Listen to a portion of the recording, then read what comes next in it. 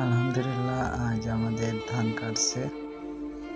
সে আমার আব্বু দেখতেছে অসুস্থ, তারপরও ধান ঠিক করতেছে, কোথাও কিছু এলোমেলো হয়ে যাচ্ছে কিনা। কিষেন কিষেনে গান গাচ্ছে, আবার পাশাপাশি পাল্লা দিয়ে ধান কাটতেছে। আসলে এই মুহূর্তটা না দেখলে নয় আপনাদের, তাই দেখানোর জন্য ভিডিও করছি। যেহেতু আল্লাহ দিলে ধান আলহামদুলিল্লাহ খুব সুন্দর হয়েছে।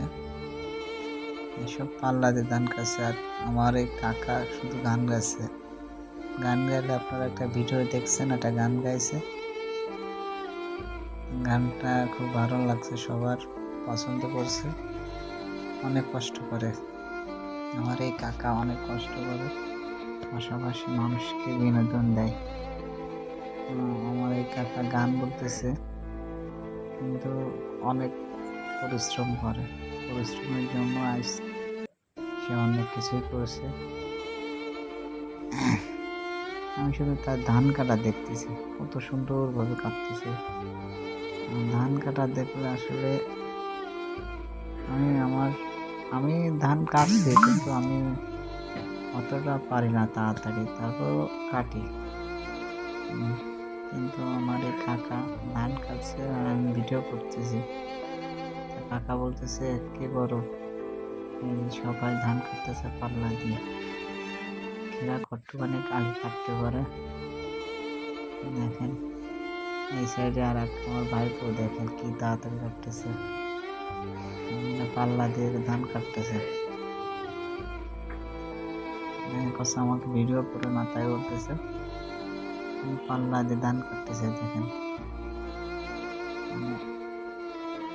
যেহেতু আমি ফোড়ন দিয়ে দিছিলাম, তা বলতেছে হচ্ছে পাল্লা দিয়ে ধান কাটা হবে। তা ধান কাটা হলে আমি এবার ভিডিও করছিলাম।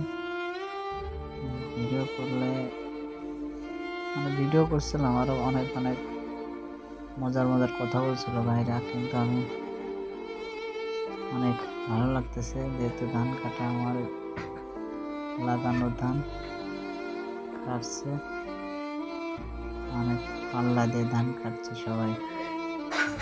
এরা কত দূর ধান কাটতে পারে।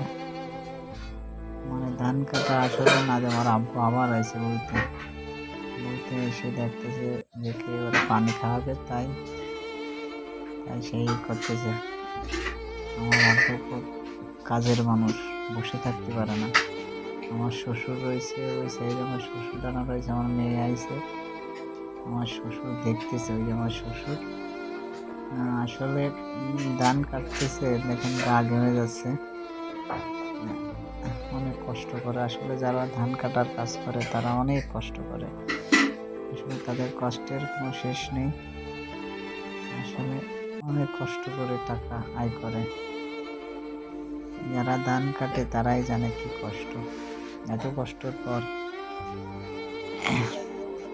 আসলে যে কষ্ট করতে পারে সেই সব কিছু করতে পারে। আসলে ধান কাটতে গেলে আরো বেশি মজা, আমাদের মজা লাগে, কিন্তু